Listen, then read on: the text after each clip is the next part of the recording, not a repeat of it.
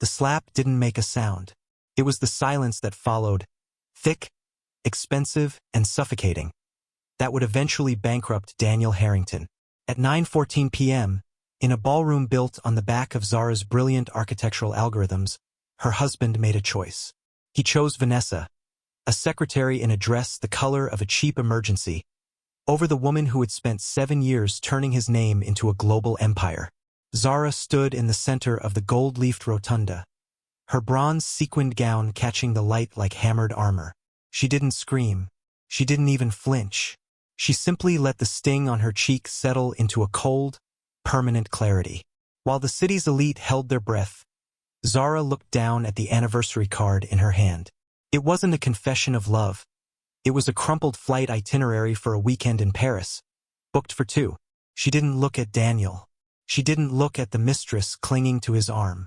Instead, Zara's eyes traveled to the shadows by the obsidian pillars. There, leaning against the marble with the predatory patience of a man who owned the night, stood Kang Joon-Hyuk. The Korean Mafia boss didn't move, but the atmosphere in the room shifted.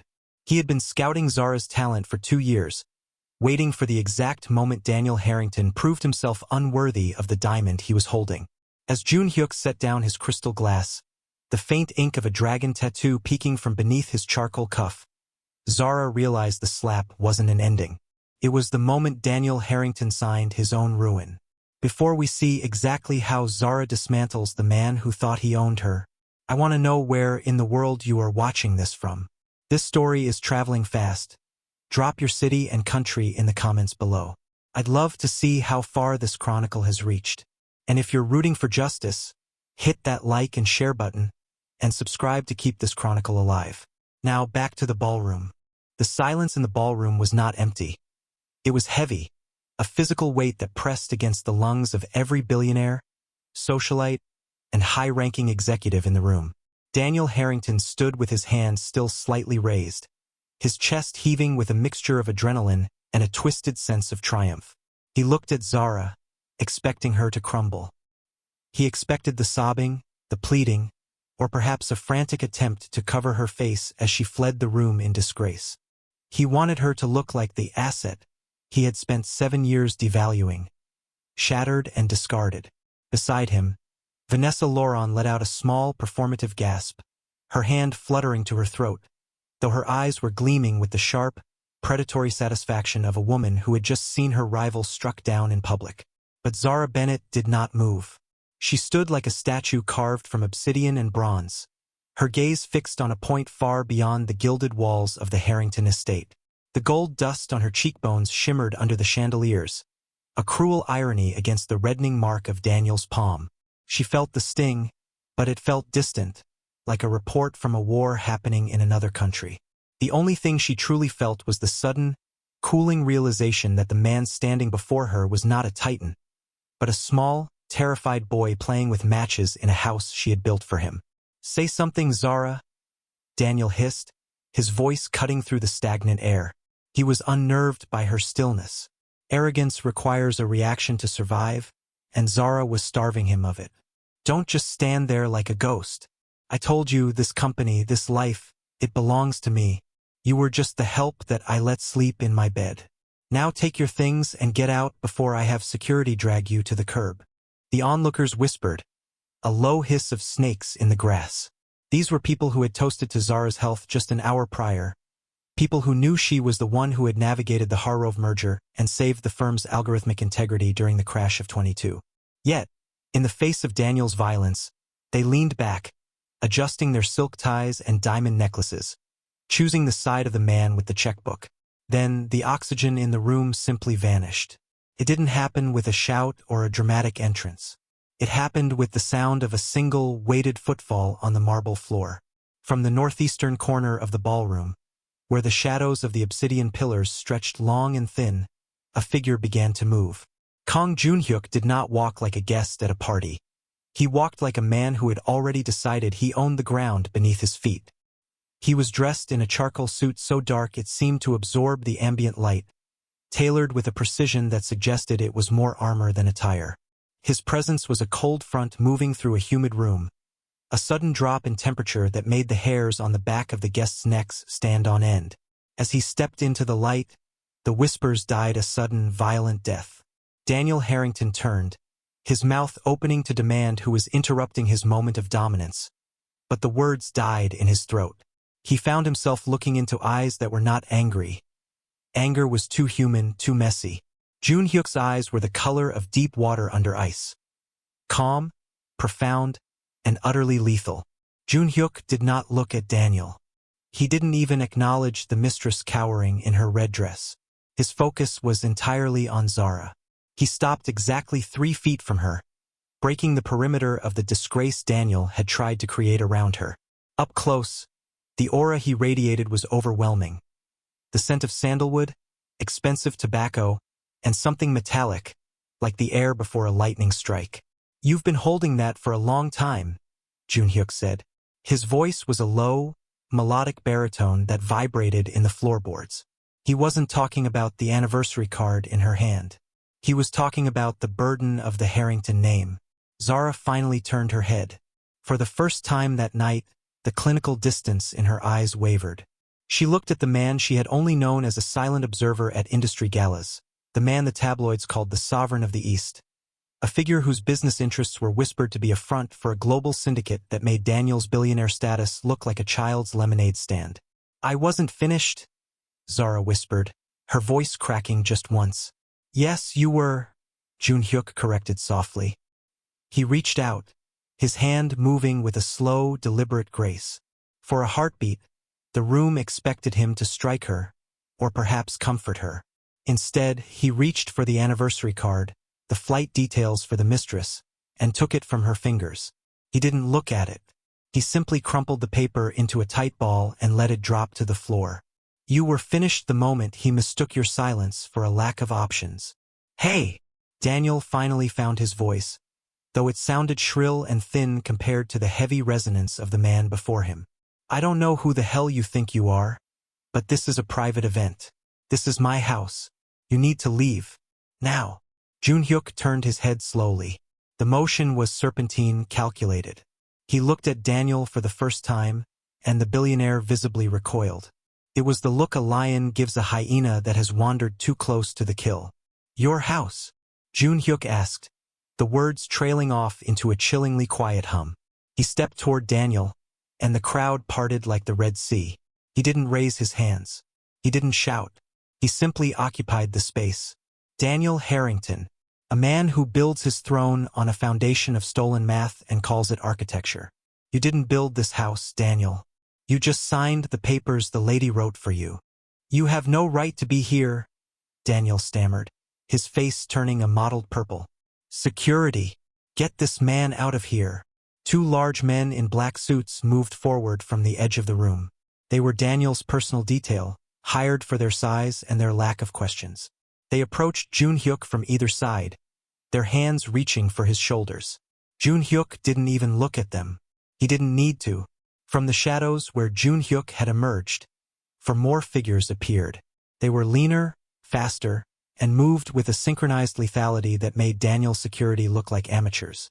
Kim Ji-soo, Joon-Hyuk's personal assistant, led them, her face a mask of professional indifference. Before Daniel's guards could even make contact, they were intercepted. It wasn't a fight. It was a removal.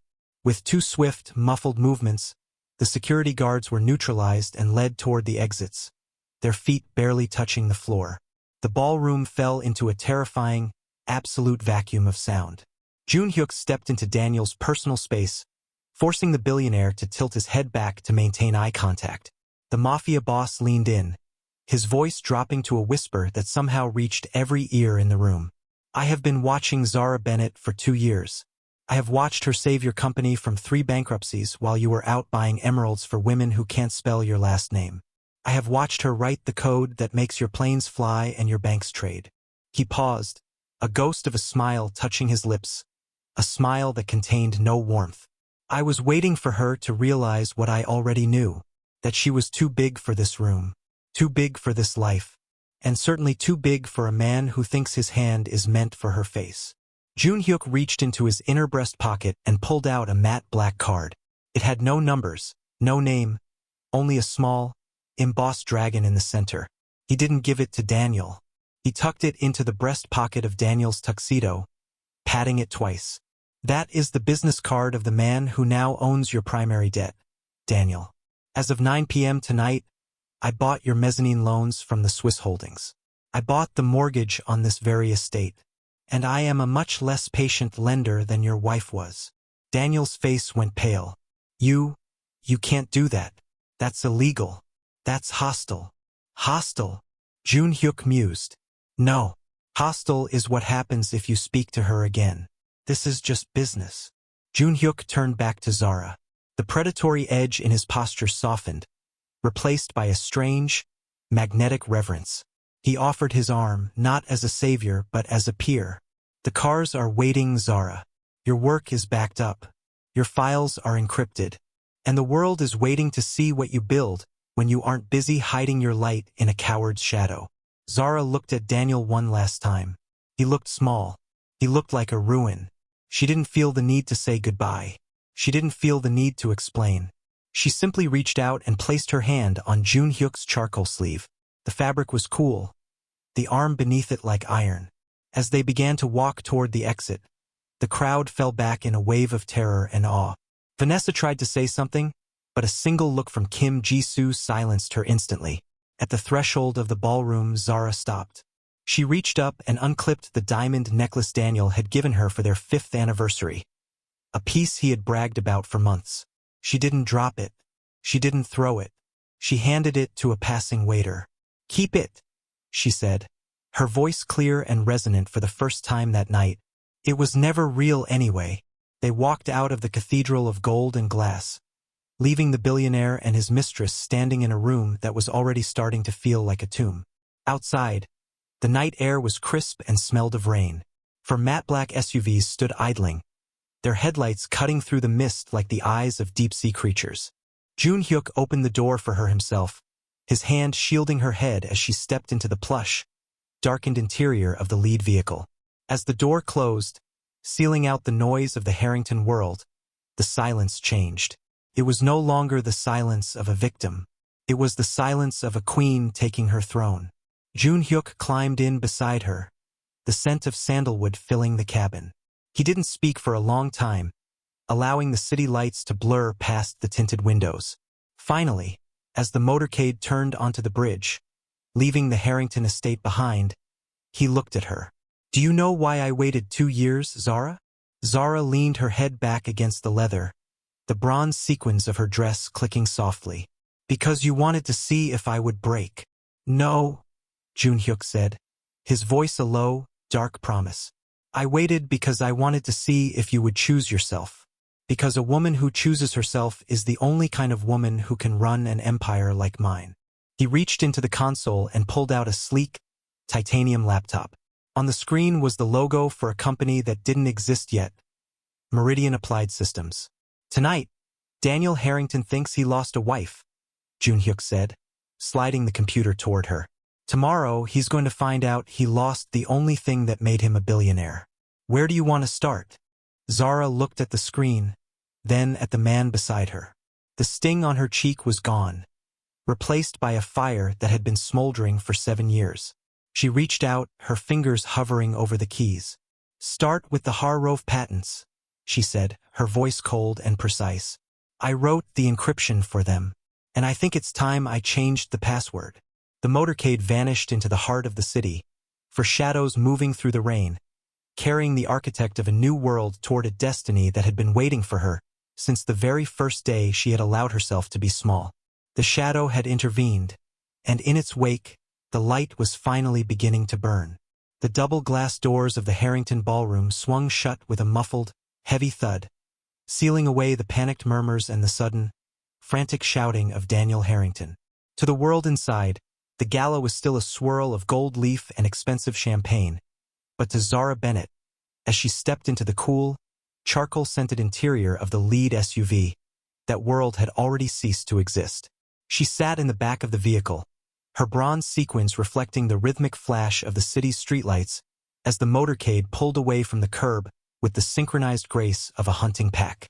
Beside her, Kang Joon-Hyuk remained silent, his profile sharp and unmoving against the shifting shadows of the urban canyon. He did not ask her if she was okay. He did not offer a hollow apology for the violence she had just endured. He simply existed in the space beside her, a presence as solid and undeniable as the gravity that was currently pulling Daniel's empire toward the earth. Zara reached up, her fingers grazing the reddened skin of her cheek.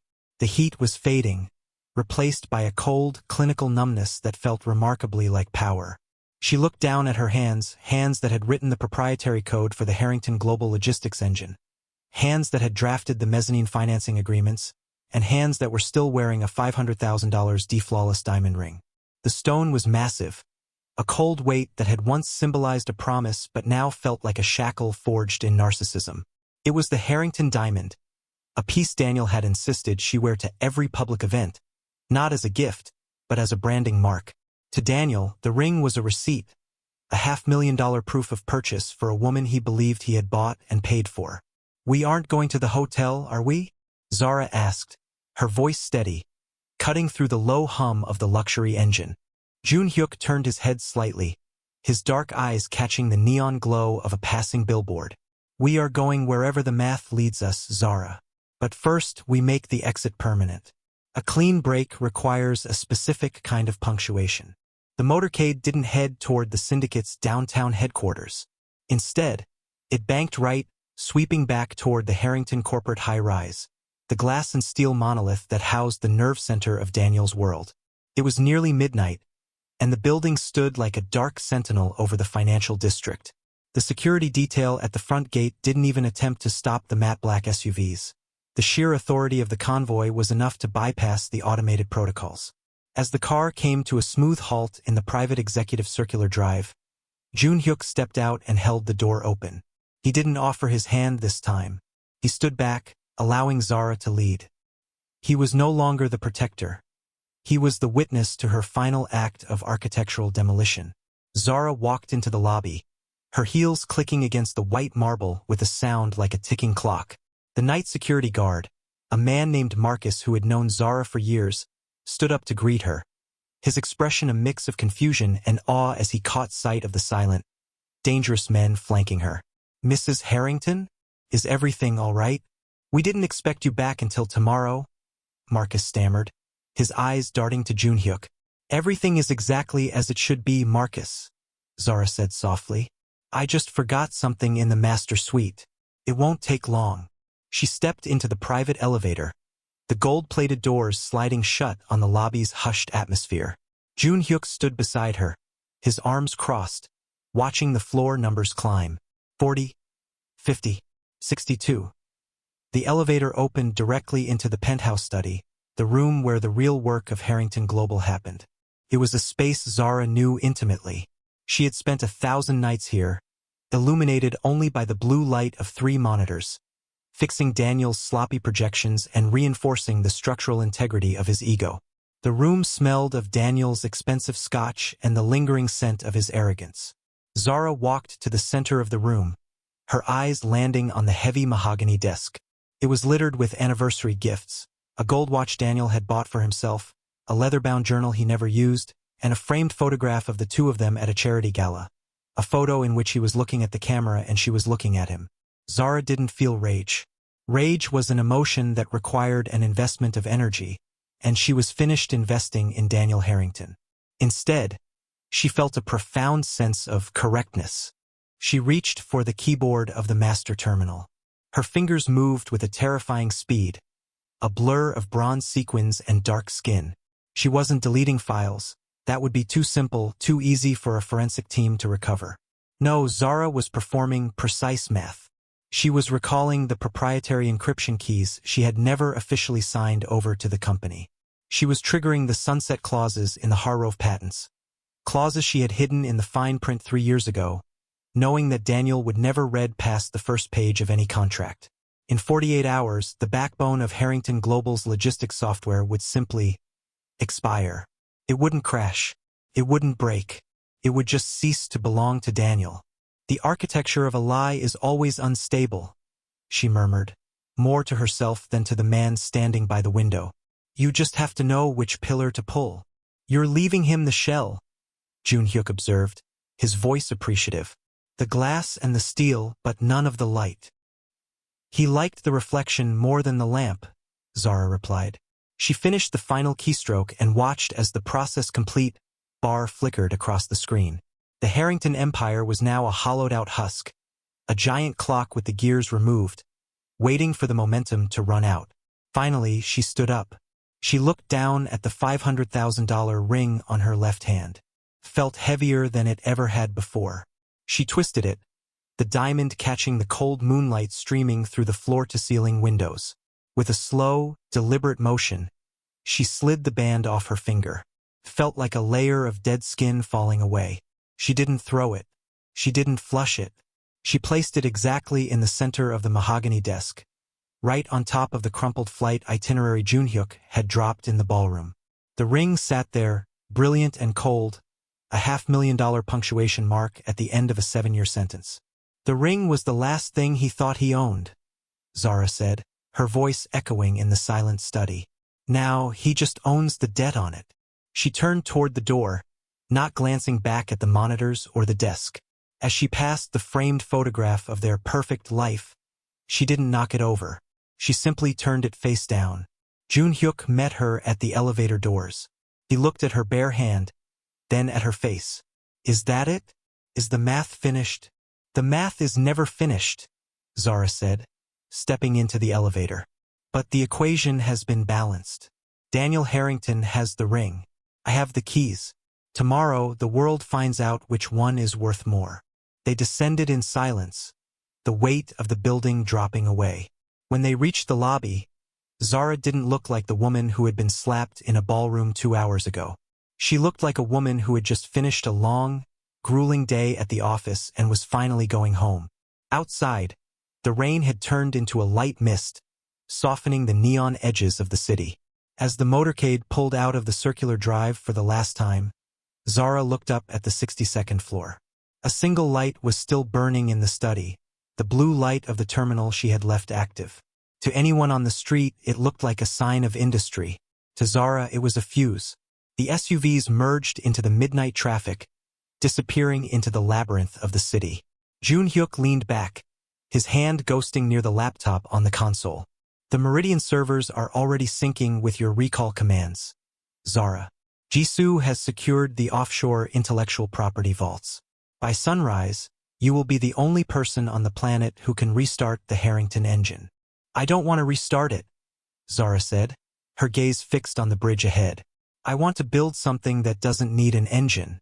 I want to build a system that works because it's right, not because it's forced. Joon-Hyuk smiled then, a real smile, one that reached his eyes and softened the lethal edge of his expression. It was a look of profound recognition. That is why I waited, Zara. I didn't want a partner who knew how to destroy. I wanted a partner who knew how to transcend. As the motorcade crossed the bridge, leaving the financial district behind, Zara felt the last of the Harrington weight vanish. She was no longer the wife of a billionaire. She was no longer a ghost in a master study. She was Zara Bennett, the architect of the syndicate's future, and she had just left a $500,000 diamond to remind a small man exactly what he had lost. The math was precise. The break was permanent. And the story was only just beginning. The motorcade did not just drive. It reclaimed the city streets, a silent, rhythmic procession of matte black steel that seemed to bend the traffic lights to its will. Sitting in the back of the lead SUV, Zara watched the reflection of the neon-lit world blur across the window, a flickering tapestry of blue and gold that felt like a bridge between the life she had just dismantled and the one that was currently claiming her. The interior of the vehicle was a sanctuary of charcoal leather and the faint, grounding scent of sandalwood, a stark contrast to the sterile, alcohol-tinged air of Daniel's penthouse. Beside her, Kang Joon-Hyuk sat with a stillness that was both comforting and terrifying. He didn't fidget. He didn't check his phone. He simply existed in a state of absolute readiness, his presence filling the cabin with the kind of gravity that suggested he was the center of whatever world he inhabited. For several minutes, the only sound was the muffled hum of the high-performance engine and the distant, rhythmic hiss of the tires on damp pavement. Zara leaned her head back, the bronze sequins of her gown, her armor, softly clicking against the seat. She felt the sudden, heavy absence of the ring on her finger, a phantom weight that her hand kept reaching for out of habit, only to find the cold, smooth skin of a woman who was finally unowned. "You did well back there," Joon-Hyuk said, his voice a low, resonant baritone that seemed to vibrate in the very marrow of her bones. He didn't turn to look at her, his gaze fixed on the road ahead, but the remark was heavy with a rare, earned respect. "Most people leave a burning building by jumping out the window. You chose to walk out the front door after making sure the foundations were already gone." Zara finally turned her head to look at him. His profile was carved from granite, the sharp line of his jaw and the high, aristocratic bridge of his nose illuminated by the passing streetlights. "I didn't want him to have the satisfaction of a tragedy," she replied, her voice steady despite the exhaustion clawing at her. "Daniel lives for drama. He would have turned my tears into a press release. But silence? He doesn't know what to do with silence. It's the only thing he can't spin into gold." Joon-Hyuk turned then, his dark eyes meeting hers. There was an intensity in his gaze that felt like being seen for the first time. Not as a wife, not as an architect of someone else's success, but as the raw, unfiltered source of power she truly was. "That is why I chose you, Zara. Not because of the code you wrote or the mergers you saved. I chose you because I knew that when the moment came, you wouldn't just break the glass. You would melt it down and forge something new." "You said you've been watching me," Zara said, the question finally surfacing. "For 2 years. How? Why?" Joon-Hyuk leaned back, a slight, enigmatic shift in his posture that suggested the opening of a vault. "I don't invest in companies, Zara. I invest in the people who make them inevitable. 2 years ago, I was at the Mecklenburg summit. You were standing 3 paces behind Daniel, feeding him data through a discreet earpiece while he fumbled through a presentation on algorithmic logistics. The world thought he was a genius. I looked at the way your thumbs were moving on your tablet, the way you were correcting his errors in real time without moving a single muscle in your face, and I knew." He paused, a ghost of a smile touching his lips, a smile that was more of a predator's recognition than a gesture of warmth. "I sent Jisoo to look into the ghost of Harrington Global. We found a trail of intellectual brilliance that Daniel didn't even have the capacity to understand, let alone create. Every patent, every loophole, every brilliant maneuver that kept that man's ego afloat was signed by a hand that he treated as a secondary asset.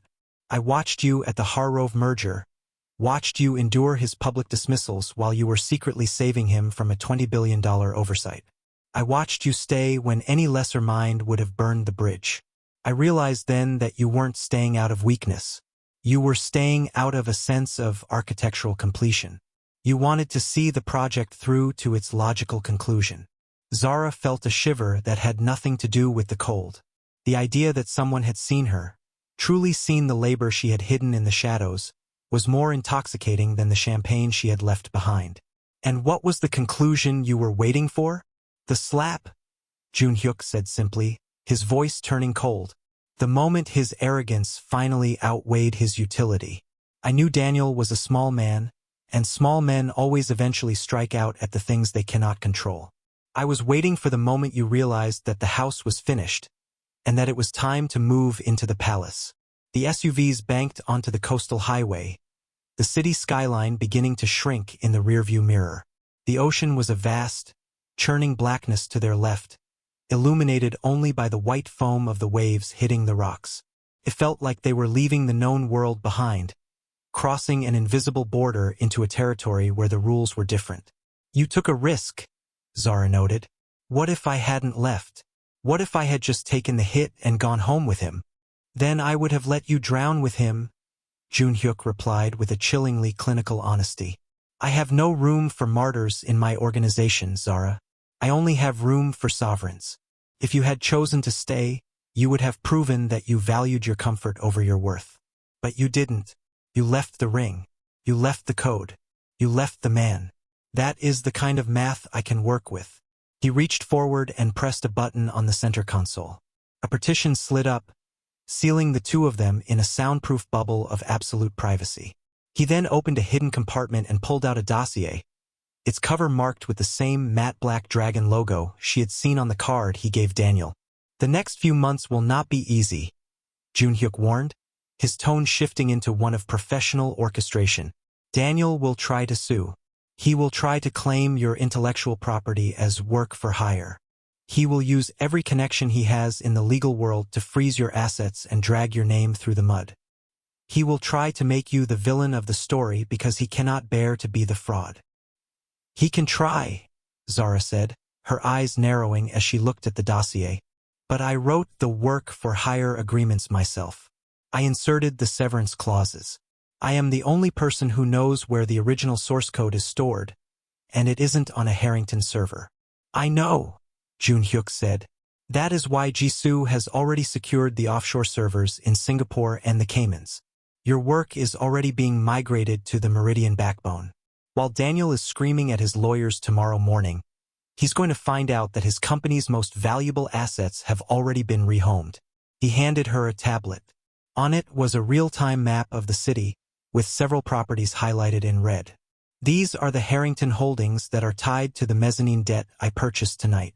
We aren't just taking your work back, Zara. We are taking the ground he stands on. By the time we are done, Daniel Harrington won't even own the air he breathes. Zara scrolled through the data, her mind already snapping into the precise math that had been her sanctuary for years. She saw the vulnerabilities, the over-leveraged properties, the weak points in Daniel's financial armor that she had been forced to ignore for his sake. Now she was looking at them as a map for a siege. "Why do you need me for this?" she asked, looking up from the screen. "With your resources, you could have crushed him without me." Joon-Hyuk leaned in closer, the scent of sandalwood and cold iron intensifying. "I don't want to crush him, Zara. I want to replace him.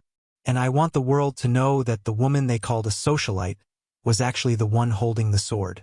I want to see what happens when the architect finally becomes the owner." He reached out, his hand hovering near hers for a second before he gently placed it over her bare fingers. The fingers where the $500,000 diamond had been just hours ago. His touch was warm, firm, and carried a weight of promise that felt more real than anything Daniel had ever given her. "For 2 years, I watched you build a kingdom for a man who didn't deserve a footstool," Joon-Hyuk whispered. "Now I want to watch you build an empire for yourself. And this time, nobody will ever mistake your silence for a lack of power." As the 4 SUV convoy sped into the night, the armored escort felt less like a guard and more like a coronation. The city lights faded into the distance, leaving only the road ahead, the churning sea, and the cold, brilliant clarity of a woman who had finally found the right hands for her diamond. Zara Bennett was no longer running. She was arriving, and the man beside her was no longer just a scout. He was the witness to the rise of a new sovereign. The math was moving, the debt was accelerating, and the Meridian story was just beginning. The sunrise over the city was a bruised purple and gray, bleeding through the floor-to-ceiling windows of the syndicate's high-security command center. Zara stood before a wall of glass and light, but she wasn't looking at the skyline. Her eyes were fixed on the rhythmic, cascading lines of green and white text scrolling across a 60-inch monitor. This was the backbone of Harrington Global, the invisible nervous system she had spent 7 years stitching together in the quiet hours of the night while Daniel slept or entertained guests. To the world, and certainly to Daniel, the company was a collection of glass towers, logistics fleets, and high-profile contracts. But to Zara, it was a mathematical architecture of her own design, and she was currently holding the remote for its self-destruction. Beside her, Kim Ji-soo adjusted a sleek headset, her fingers dancing across a secondary console. The silence in the room was surgical, broken only by the hum of cooling fans and the occasional chime of a successful data migration. Kang Joon-Hyuk stood a few paces back, a cup of black coffee in his hand, watching Zara with the silent, predatory focus of a man observing a master at work. He didn't offer advice. He didn't need to. He knew that the woman standing in the center of the room wasn't just a coder or an architect.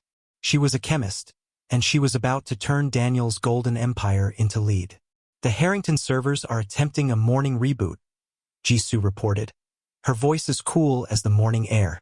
"Their CTO is already calling the emergency line. They've hit the first wall." Zara didn't turn around.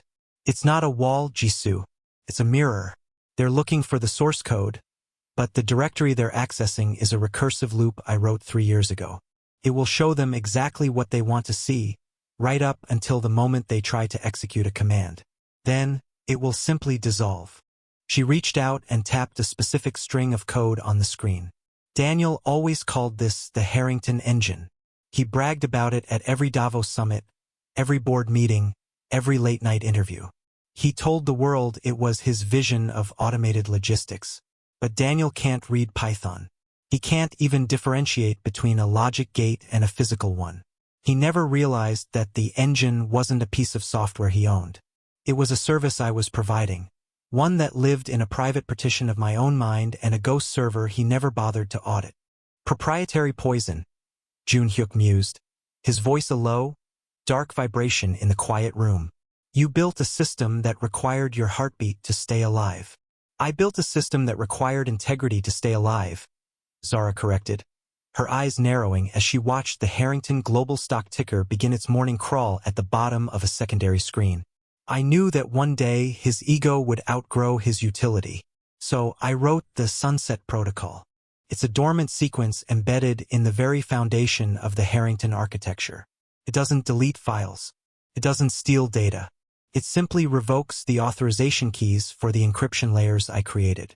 Without those keys, the data is still there, it's just unreadable. It's a library where every book has been turned into gibberish overnight. She turned back to the console, her fingers flying across the keys with a grace that made the act of digital sabotage look like a symphony. In 45 minutes, the Harrington logistics fleet will receive their morning routes. Except, the routing algorithm won't be able to decrypt the destination coordinates. 600 ships and 4,000 trucks will sit idle because the engine they rely on has forgotten how to speak to them. Daniel will think it's a glitch. He'll yell at his IT team, he'll threaten his developers, and he'll probably try to call me. But by the time he realizes that the engine is gone because the driver left, the market will have already smelled the blood. Joon-Hyuk stepped closer, placing his coffee on the edge of the sleek desk. He looked at the scrolling code, then at Zara. Most people would have just taken the money and run, Zara. Why go through the trouble of dismantling the infrastructure? You could have started Meridian from scratch with my backing. Zara paused, her hands hovering over the keyboard. She looked at the reflection of her own face in the dark glass of the monitor, the face Daniel had struck, the face he had tried to erase from the history of his own success. Because starting from scratch wouldn't be justice, Joon-Hyuk. It would be a flight. If I leave the Harrington engine running, Daniel continues to profit from my soul. He continues to tell the world that his brilliance built that empire. I don't want his money. I want his myth. I want him to stand in the middle of his glass office and realize that without me, he isn't a titan. He's just a man in an expensive suit standing in a very quiet room. The truth is the most lethal poison there is, Joon-Hyuk said, a slow, appreciative smile spreading across his face. And you've just injected it into his marrow. On the screen, a red alert began to blink. The Harrington Global Internal Network was entering a state of total catastrophic failure. In the lower left corner of the monitor, a live feed of the financial news showed the first signs of the fallout. The anchor was already mentioning unprecedented technical difficulties at Harrington Global. The stock price, which had opened at a record high just minutes ago, was beginning a jagged downward slide. He's calling, Jisoo said, holding up a sleek, buzzing smartphone. It's the private line. Zara didn't reach for the phone. She didn't even look at it. Let it ring, Jisoo. He isn't calling for a wife. He's calling for a patch. And I am no longer in the business of fixing things that are meant to break. She turned her attention back to the Meridian servers. While Harrington Global was darkening, Meridian Applied Systems was waking up. The data she had migrated throughout the night was settling into its new home. A clean, high-velocity architecture that didn't have Daniel's fingerprints anywhere near it. This was the pure math she had always dreamed of. No ego. No theft of intellectual labor. Just a sovereign system built by the woman who had finally decided she was worth the work. He'll be at the office by now, Zara said, her voice dropping into a cold, clinical tone. He'll be standing in that master study, looking at the ring I left on the desk. He'll think that's the price I paid for my freedom.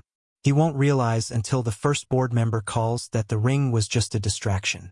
The real cost of his slap wasn't $500,000 in diamonds. It was the 7 years of genius he took for granted. Joon-Hyuk reached out and placed a hand on the back of Zara's chair. It was a gesture of solidarity, a silent acknowledgement that the hunt had truly begun. He's going to come after you, Zara. When a man like Daniel realizes he's been hollowed out, he doesn't go quietly. He'll use the law, he'll use the media, and he'll use the shadow of his former power to try and pull you back down into the dirt. Let him try, Zara said, her eyes flashing with a brilliance that outshone the monitors. He's bringing a knife to a war of mathematics. He's fighting for a past that he didn't even build. I'm fighting for a future that I've already encrypted. She hit a final, decisive key, and the Harrington engine officially went dark. On the news feed, the stock ticker turned a deep, hemorrhaging red. The backbone had been snapped. The proprietary poison had reached the heart. And as the morning sun finally broke over the horizon, illuminating the syndicate's command center in a fierce, golden light, Zara Bennett didn't feel like a fugitive or a victim. She felt like the architect of a storm. The Harrington empire was bleeding, and the woman who had been its silent heart was finally, perfectly, and lethally alive. The Meridian story wasn't just coming. It was already rewriting the world. 90 days is precisely the amount of time it takes for a structural crack to become a total collapse.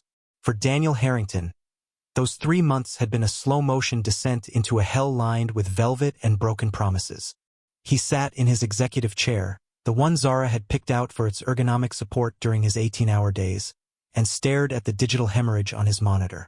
The red lines of his stock price weren't just dropping. They were cratering. The Harrington engine, once the envy of the logistics world, was now a ghost. Without Zara's daily, invisible calibrations, the system had become a labyrinth of dead ends.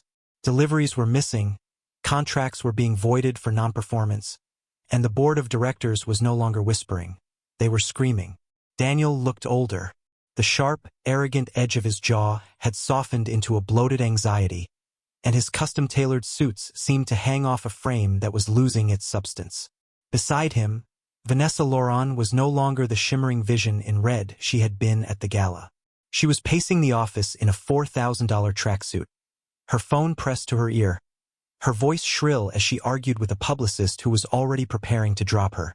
The secretarial genius Daniel thought he had discovered was proving to be nothing more than a woman who knew how to organize a calendar but couldn't begin to understand a recursive algorithm. "I don't understand, Daniel," Vanessa snapped, tossing her phone onto the mahogany desk. "You said you owned everything. You said she was just a figurehead. If she was just the help, why can't the IT team fix the routing? Why is the Singapore office threatening to sue us for $3 billion? "Shut up, Vanessa," Daniel rasped, his voice sounding like sandpaper on stone. He rubbed his eyes, the memory of the slap, and the silence that followed, stinging more than it had 90 days ago. They're trying to find the source code, but every time they think they have a lead, it disappears. It's like she's still in the walls, like she's haunting the very servers she built. He stood up, his legs feeling heavy, and walked to the floor-to-ceiling windows. The city skyline was still there, cold and indifferent, but the building he was standing in no longer felt like a fortress. Felt like a trap. The mezzanine debt Kang Joon-Hyuk had purchased was now being called in. The sovereign of the East had been surgical, waiting for the exact moment Daniel's liquidity dried up to demand full repayment. Daniel was drowning, and he only had one card left to play. "The Mecklenburg contract," Daniel whispered, a desperate, feverish light appearing in his eyes. "The exclusive rights to the automated shipping lanes in the North Atlantic. It's the only thing keeping the creditors from the door. If I can prove that contract is valid and that Zara signed it over to the company, I can leverage it for a bailout. I can fix this." "But she didn't sign it," Vanessa pointed out, her voice dripping with a newfound contempt. "She walked out with the files." "No," Daniel grinned, a jagged, ugly expression. "I found it, in the deep archives. A signed digital copy from 4 years ago. She was sloppy, Vanessa. For all her talk of precise math, she left a master agreement on the legacy server. It's an ironclad transfer of all her intellectual property to Harrington Global in perpetuity. I'm filing the injunction this morning. I'm going to freeze her out of Meridian, take her code back, and watch that Korean thug realize he bought a hollow shell. He grabbed his coat, feeling a surge of the old arrogance. He didn't see the shadow move in the corner of his screen. He didn't see the process-active light flicker on the terminal he thought was secure. He only saw the path to his own resurrection.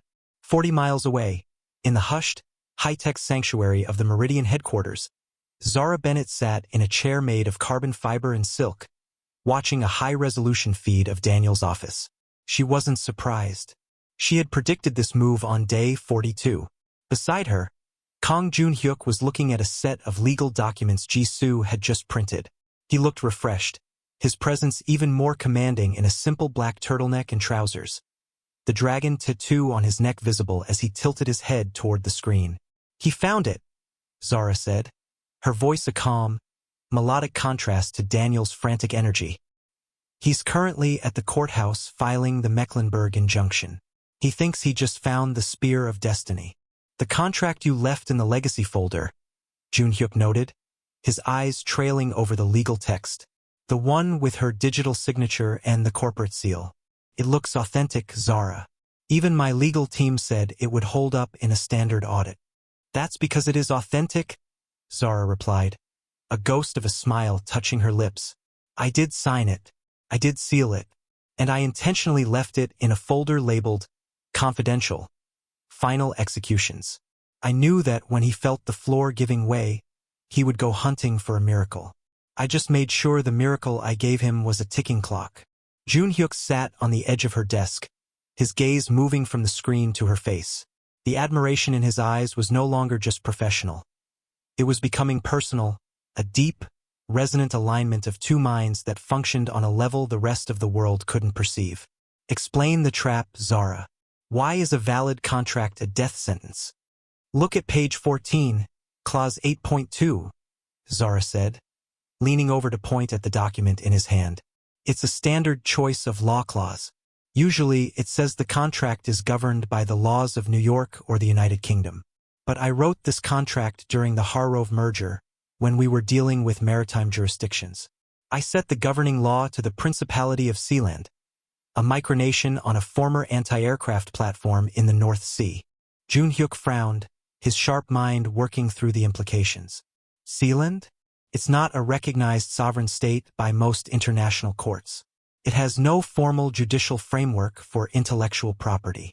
"Exactly," Zara said, her eyes flashing with a cold, brilliant light. "By setting the governing law to a non-recognized entity, the contract is technically valid but legally unenforceable in any court Daniel has access to. He can file the injunction in New York, but as soon as the judge reads clause 8.2, they'll realize they have no jurisdiction to rule on it. It's a legal paradox. It's a bridge that looks solid until you try to drive a tank across it." She stood up and walked to the large window overlooking the private harbor where Joon-Hyuk's fleet sat at anchor. "But that's not the poison. The poison is the acceleration trigger I hid in the arbitration section.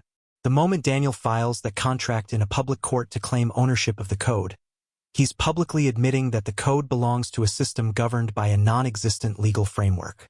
That admission voids his current insurance policies for the shipping lanes. The insurers will see it as a failure of title. They'll pull their coverage by noon."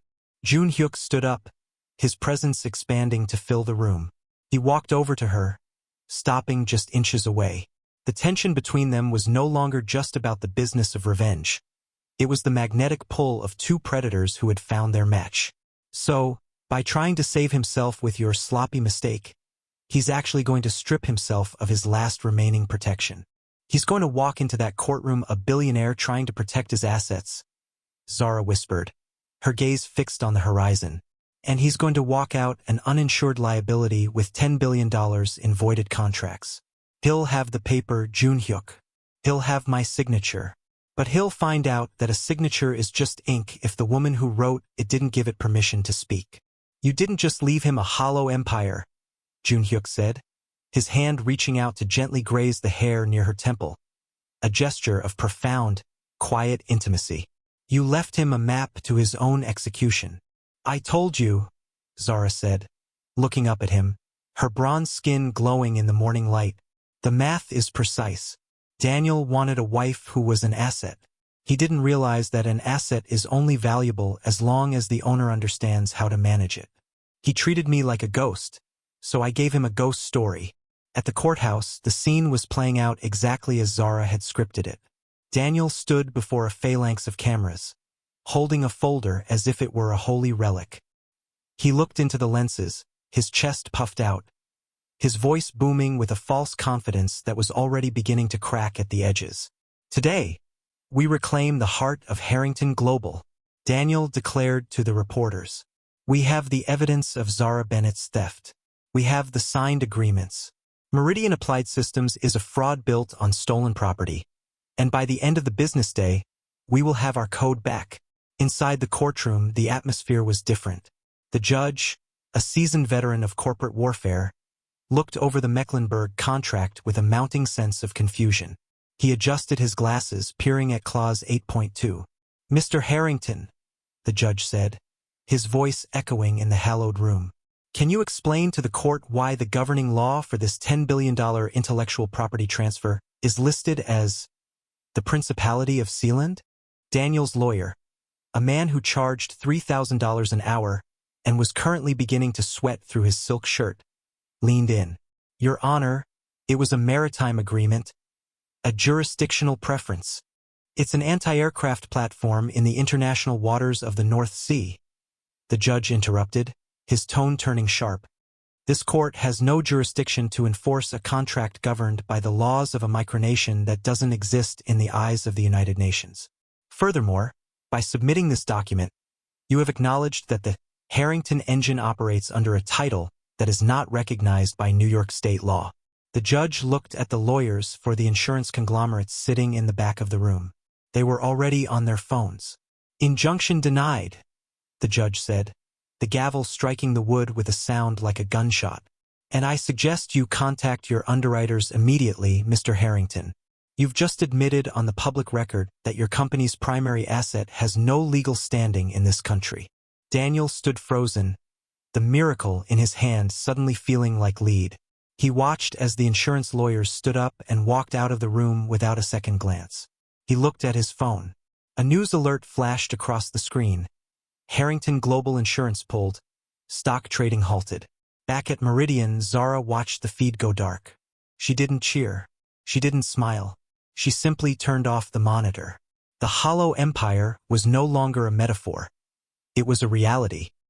He's going to call now, Jisoo said, walking into the room with a look of quiet triumph. But not the private line.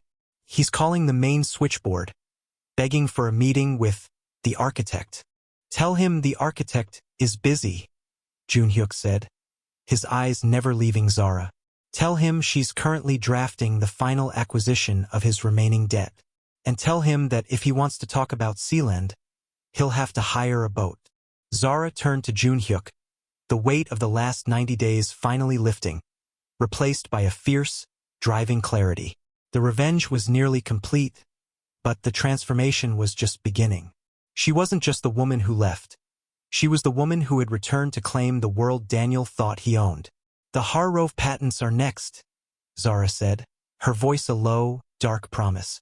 And this time I won't need a signature. I just need a match. Joon-Hyuk reached out and took her hand, his fingers interlacing with hers. Then let's burn it all down, Zara. I want to see how bright the world looks when it's finally lit by the truth. The motorcade was waiting downstairs. The math was accelerating. The hollow empire was collapsing.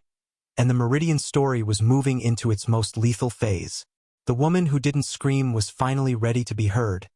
And the man who had been waiting for her was ready to give her the world. The high-altitude air of the syndicate's training retreat was thin, cold, and carried the sharp scent of cedar and ozone. Perched on a jagged ridge overlooking the mist-shrouded valleys of South Korea, the estate was less of a home and more of a fortress of glass and slate. a place where the chaotic noise of the world was filtered out, leaving only the sound of the wind and the rhythmic, hollow thud of gloved hands hitting heavy leather. Zara stood in the center of the expansive dojo, her breathing regulated, her body clad in sleek, raven-colored athletic gear that made her look like a shadow against the pale wood floors. Beside her, Kang Joon-Hyuk moved with a terrifying fluidity, his movements devoid of wasted energy, his focus so intense it felt as though he were physically manipulating the air around them. He had brought her here not to hide, but to refine. For 90 days, they had dismantled Daniel's financial empire from a distance. But Joon-Hyuk knew that a queen who only ruled from behind a screen was a queen who could be toppled. He was teaching her the sovereign's defense, a mixture of physical combat, psychological warfare, and the art of the unflinching presence. He wanted her to understand that power was not just in the code she wrote, but in the way she occupied a room. "You are thinking about the logic gates again, Zara," Joon-Hyuk said, his voice a low, melodic vibration that cut through the silence of the dojo. He stopped his practice and turned toward her, his chest rising and falling in a slow, controlled rhythm. The dragon tattoo on his neck seemed to coil and stretch with every breath. "In the boardroom, you win with math. But in the world we are entering, math is only the secondary language. The primary language is intent. If your intent wavers, the math fails." "I'm not used to the physical variables," Zara admitted, wiping a bead of sweat from her brow. Her bronze skin glowed under the soft, recessed lighting of the dojo, her eyes bright with a fierce, restless intelligence. "With code, I can predict the outcome. I can account for the bugs. Here everything is fluid. Everything is a reaction." Joon-Hyuk walked toward her, his footsteps silent. He didn't stop until he was standing just inches away, his presence an overwhelming heat that made the thin mountain air feel heavy. He reached out, not to strike, but to adjust her stance, his hands firm and steady as he corrected the alignment of her shoulders. His touch was clinical, yet there was an underlying current of something else, a recognition of the diamond beneath the pressure. "The physical world is just another set of algorithms, Zara," he whispered, his gaze locked onto hers. "Daniel struck you because he knew you were superior in the mind, so he tried to diminish you in the flesh. He wanted to remind you that you are small, that you are breakable. My job is to show you that the only thing breakable in that room was his own delusion of control." He stepped back and raised his hands, gesturing for her to engage. For the next hour, they moved in a choreographed dance of strike and parry. Joon-Hyuk didn't go easy on her. He pushed her to the edge of her endurance, forcing her to find the still point in the center of the chaos. He taught her how to leverage an opponent's weight against them, how to breathe through the pain, and how to maintain eye contact even when the world was spinning. As the sun began to set, casting long, crimson shadows across the floor, they finally came to a halt. Zara was exhausted, her muscles aching, but her mind was clearer than it had ever been. She looked at Joon-Hyuk, who was watching her with an expression that had shifted from professional appraisal to something deeply, dangerously personal. "You've changed," he noted, his voice dropping into a softer, more intimate register. "In the beginning, you were an architect trying to survive a collapse. Now, you are a builder who understands that some things must stay collapsed for the new structure to rise. I spent 7 years trying to be the glue for a man who was made of sand," Zara said, walking over to the glass wall that overlooked the valley. The lights of the distant village were beginning to twinkle like fallen stars. "I thought my value was in my utility. I thought if I made myself indispensable, I would finally be seen." Joon-Hyuk followed her, standing just behind her, his reflection overlapping hers in the glass. "That was your flaw, Zara. You were looking for recognition from a man who was incapable of seeing anything but his own reflection. A diamond doesn't ask the coal for permission to shine. It simply is." He placed a hand on her shoulder, the warmth of his palm seeping through the fabric of her gear. "For 2 years I scouted you. I watched you from the shadows of a dozen different countries. I told myself it was professional interest, that the syndicate needed your mind to secure our digital borders. But as I watched you endure Daniel's mediocrity, as I watched you fix his errors with a grace he didn't deserve, it became something else. Zara turned to face him, the tension between them reaching a breaking point. The professional scouting had long since evaporated, replaced by a magnetic alignment of two souls who had both been forged in high-pressure environments. What did it become, Joon-Hyuk? It became a necessity, he confessed, his eyes searching hers with an intensity that felt like a physical weight. I realized that I didn't just want your mind. I wanted the woman who possessed it. I wanted to see what happened when that diamond was finally placed in the right hands. Not hands that wanted to own it, but hands that were strong enough to protect it while it burned the world down.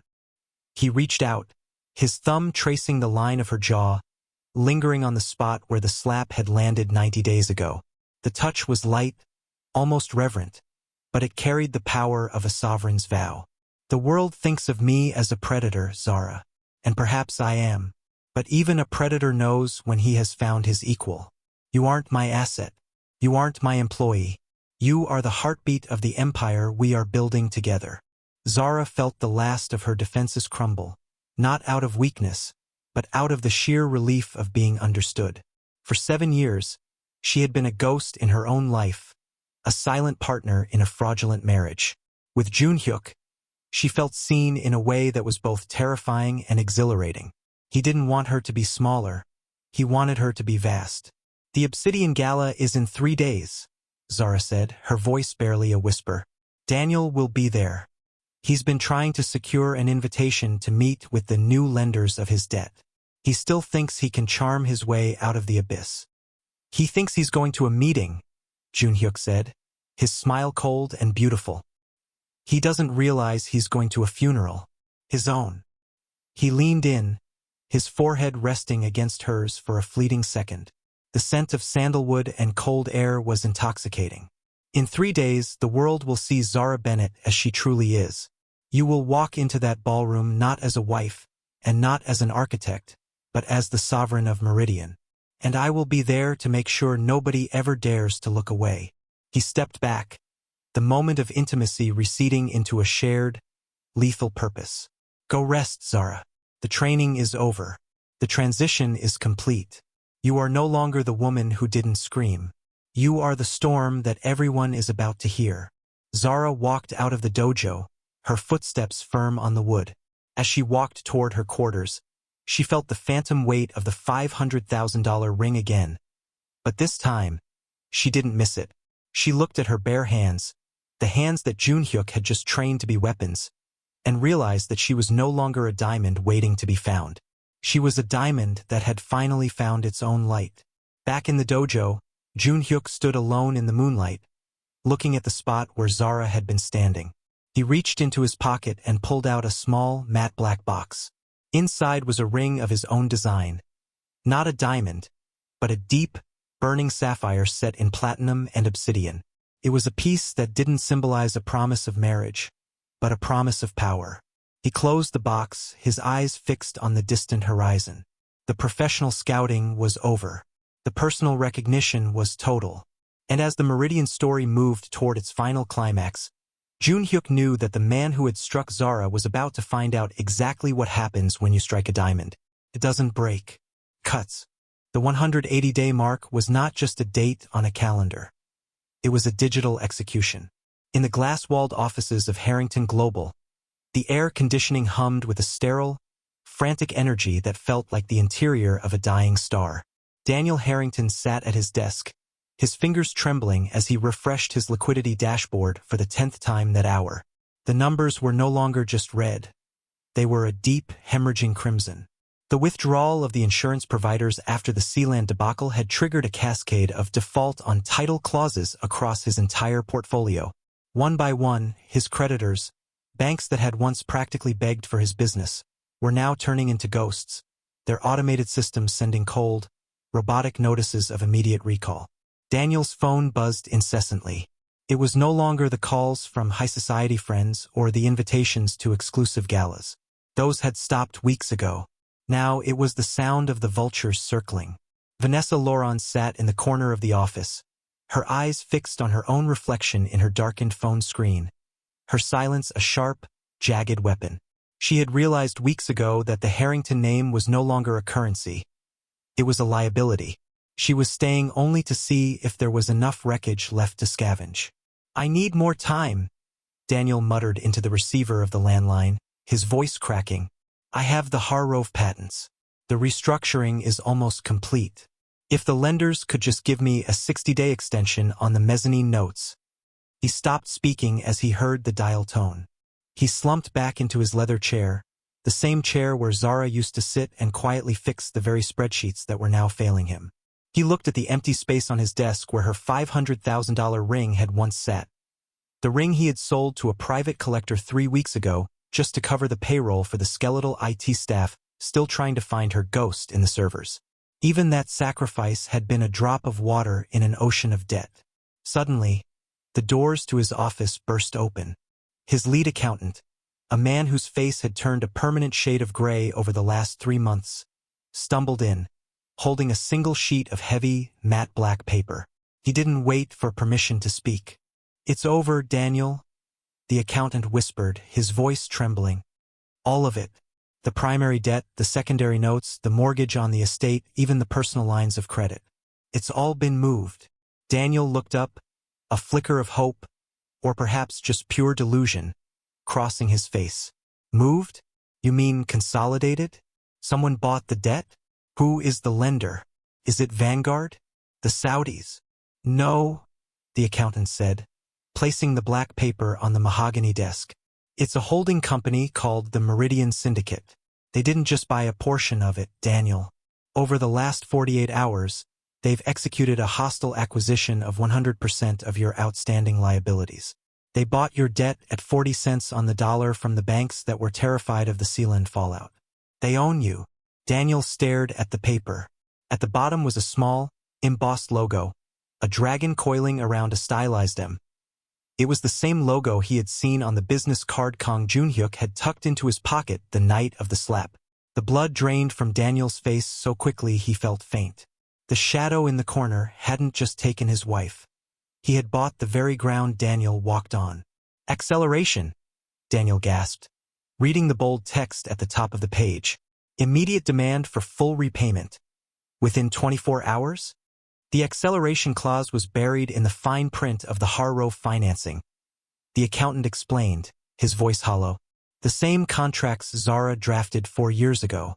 There was a provision that if the key technical architect, that's her, Daniel, was no longer associated with the firm for more than 90 days, the lender reserved the right to call the debt in full if the stock dropped below a certain threshold. You hit that threshold yesterday at 4 p.m. Daniel let out a low, animalistic sound of despair. It was a trap, a multi-year mathematical trap. Zara hadn't just left him. She had built a financial guillotine and waited for him to stick his own neck into it. Every contract he had signed, every loan he had taken to fuel his arrogant expansion, had been laced with her proprietary poison. She had known him so well, known his greed, his lack of attention to detail, and his absolute certainty that she would never leave, that she had successfully weaponized his own business against him. "She's the lender," Daniel whispered, the realization hitting him like a physical blow. "He's the muscle, but she's the one holding the pen. She's calling it in." "What do we do?" Vanessa asked, standing up, her voice sharp with sudden panic. "If they call the debt, what happens to the penthouse? What happens to the cars?" Daniel didn't answer. He couldn't. He was looking at a secondary document attached to the back of the notice. It was an invitation, a formal, gold-embossed card for the Obsidian Gala, happening the following evening. But it wasn't an invitation for him to attend as a guest. Across the front, written in a precise, elegant hand that he recognized instantly, were 3 words: "Payment is due." "She wants me there," Daniel said, his voice a ghost of its former self. "She wants me to walk into that room and hand over the keys in front of the same people who saw me strike her. She doesn't just want the money, Vanessa. She wants the spectacle." He looked at the matte black paper again. The Meridian Syndicate. The name was a mockery of everything he had tried to build. While he had been drowning in the hollow empire, Zara had been building a fortress of her own. She had moved from architect to sovereign, and she was now the one who determined his value. And according to the math on the desk, his value was 0. In the Meridian Command Center, The atmosphere was a stark contrast to the chaos of Harrington Global. Zara stood by the window, the city lights reflecting in her eyes, while Jisoo finalized the last of the acquisition transfers. Kang Joon-Hyuk was sitting on a low leather sofa, a glass of amber liquid in his hand, his eyes fixed on the woman who had just executed the most sophisticated financial coup in the history of the city. "He's received the notice," Jisoo said, looking up from her screen. "The acceleration is active. The banks have already confirmed the transfer of the title to the Harrington estate and the corporate high-rise to our primary account. By the time he arrives at the gala tomorrow, Daniel Harrington will technically be a trespasser in his own home." Joon-Hyuk stood up, his movements fluid and dangerous. He walked over to Zara, stopping just behind her. He didn't need to speak. The alignment of their purpose was total. He had provided the capital, the syndicate muscle, and the shadow market connections, but the strategy, the cold, beautiful math of the acceleration, belonged entirely to her. "How does it feel, Zara?" Joon-Hyuk asked, his voice a low, dark caress. "To own the man who thought he owned you?" Zara didn't turn around immediately. She was looking at the skyscraper across the bay, the Harrington building. The lights on the 62nd floor were still on, a small, lonely spark in the darkness. "It doesn't feel like ownership, Joon-Hyuk. Feels like a correction, like a decimal point that was moved to the wrong place 7 years ago, has finally been returned to its proper position. Daniel didn't lose his empire tonight. He just realized he never truly had one." She turned to face him, her expression a mix of fierce triumph and a deep, soul-level exhaustion that was finally beginning to lift. "He'll show up tomorrow. He'll think he can negotiate. He'll think he can find a way to charm me, or perhaps threaten me one last time. He still doesn't understand that I'm not the woman he slapped. That woman died in that ballroom. Tomorrow, he finds out who replaced her," Joon-Hyuk said, his eyes burning with an intense, personal pride. He reached out and touched her hand, his fingers tracing the bare skin where the heavy diamond had once been. "I've spent 2 years waiting for this moment. Not for the money or the power or the debt. I waited to see the look on your face when you realized that you are the most dangerous person in any room you walk into. I learned from the best," Zara whispered, a small, sharp smile touching her lips. "No," Joon-Hyuk corrected, his gaze unwavering.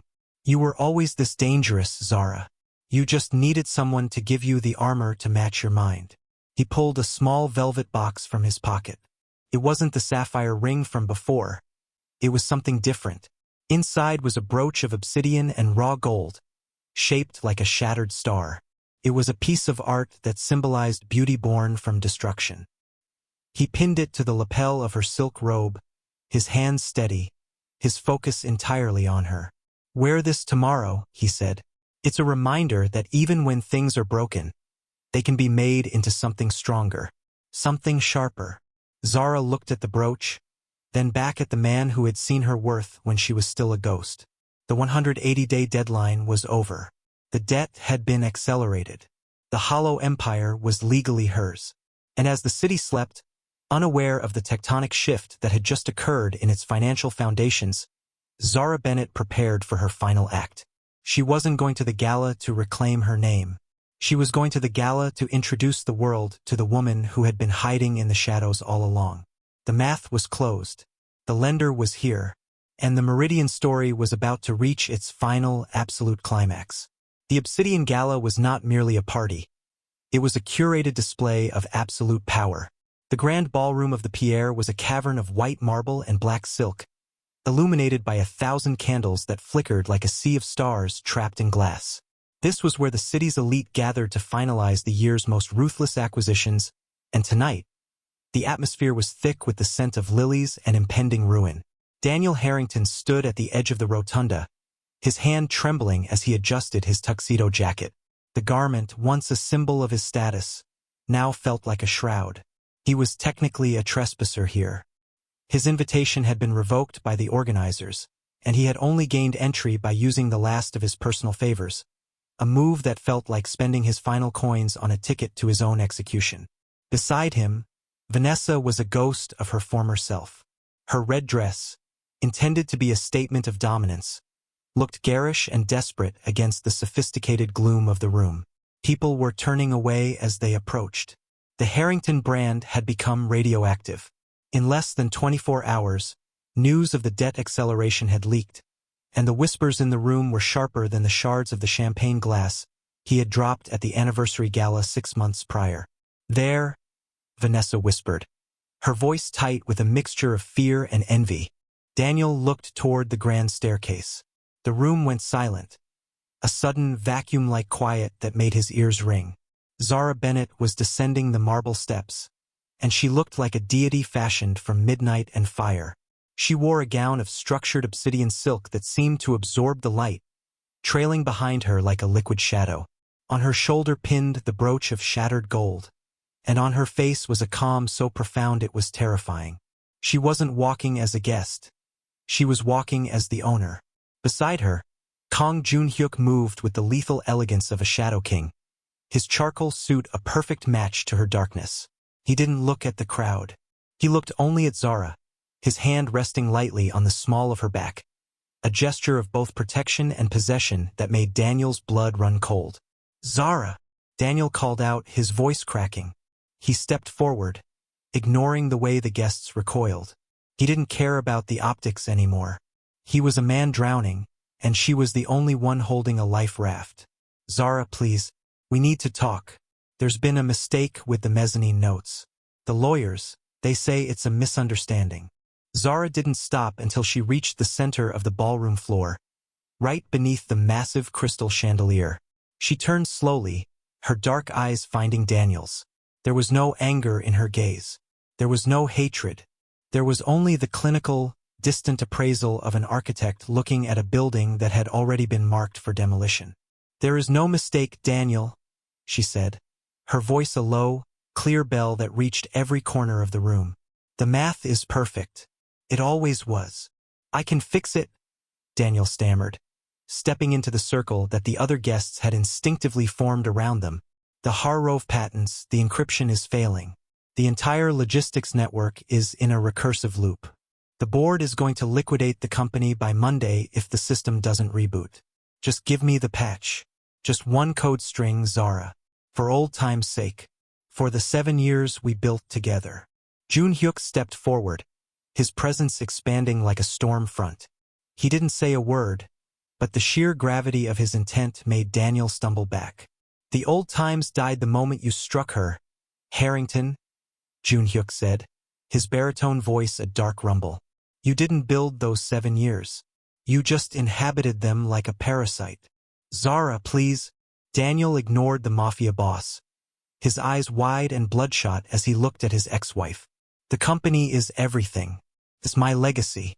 It's your work too. Do you really want to see it burn? All those nights you spent in the study. Don't let it all be for nothing." Zara took a single step toward him. The movement was so predatory, so precise, that Daniel's knees actually buckled. He found himself sinking, his hands grasping at the air before he finally collapsed onto the cold, white marble floor. He was kneeling, not in prayer, but in the absolute, pathetic surrender of a man who had realized too late that he had been fighting a war against the person who supplied his weapons. "Look at me, Daniel," Zara commanded softly.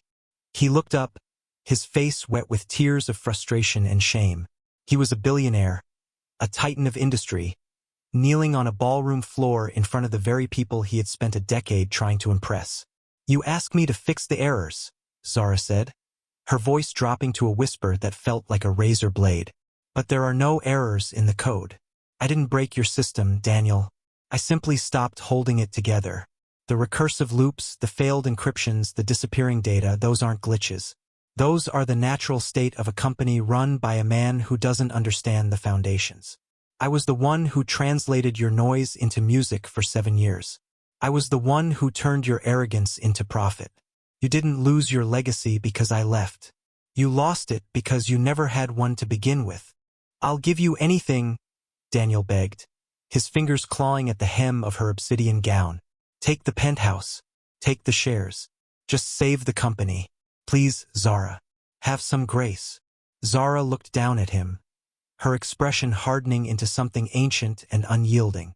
She reached down and gently pried his fingers away from her dress, her touch as cold as ice. "Grace?" she repeated, the word tasting like ash. "Grace is what I gave you every time I fixed a mistake you didn't even know you made. Grace is what I gave you every night I stayed in that study while you were out with Vanessa, making sure your world didn't collapse while you were busy trying to rule it. Grace is the 7 years of silence I offered you, even when I knew you were hollow." She leaned in closer, her eyes burning with a dark, brilliant fire. "But grace has a limit, Daniel, and you crossed it at 9:14 p.m. on our anniversary. You mistook my patience for fear. You mistook my loyalty for a lack of options. You thought you could strike the architect and the house would still stand. But here is the precise math you failed to learn. A structure is only as strong as its foundation. And I am no longer your foundation." She stood up straight, turning her back on him as if he were already a ghost. "The debt is due, Daniel. The Meridian Syndicate is moving for a total liquidation of Harrington Global starting at midnight. By sunrise, your name will be removed from the building. By noon, the penthouse will be cleared. You aren't a billionaire anymore. You're just a man who forgot how to say thank you." "Zara!" Daniel screamed, a raw, guttural sound of agony. Joon-Hyuk looked down at the broken man on the floor, his expression one of bored contempt. He signaled to Jisoo, who was standing nearby with 2 security guards. "Remove him," Joon-Hyuk ordered. "He's trespassing on Meridian property." As the guards hoisted Daniel to his feet and began to drag him out of the ballroom, his screams for mercy echoing off the marble walls, the room remained in a state of stunned, absolute silence. Vanessa stood frozen, her face pale, realizing that the man she had hitched her star to was no longer even a speck of dust in the universe. She tried to catch Zara's eye, but Zara didn't even look her way. Vanessa didn't matter. She was just a symptom of Daniel's disease. Zara turned to Joon-Hyuk.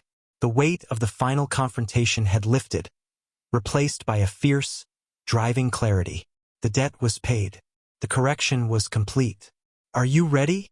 Joon-Hyuk asked, offering his arm. "For what?"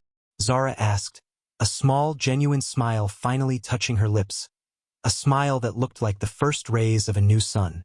"To be introduced," Joon-Hyuk said, his eyes glowing with an intense, personal pride.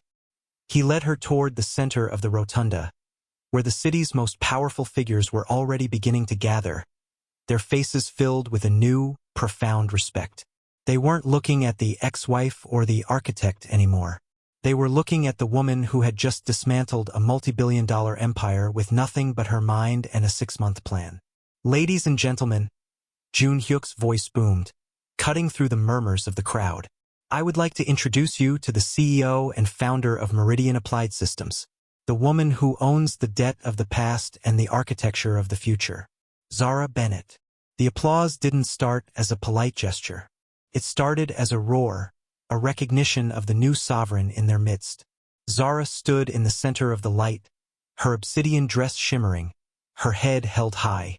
She looked out at the faces of the elite, and for the first time in her life, she didn't feel like she was hiding.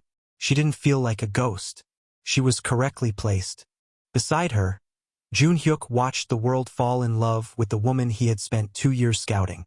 He knew that the story of Zara Bennett was no longer about revenge. It was about the rise of a diamond that had finally found the right hands. Hands that didn't want to crush it, but hands that were strong enough to let it shine. Outside, the city lights flickered, and on the 62nd floor of the Harrington building, the lights finally went out for good. The math was closed. The grace had reached its limit.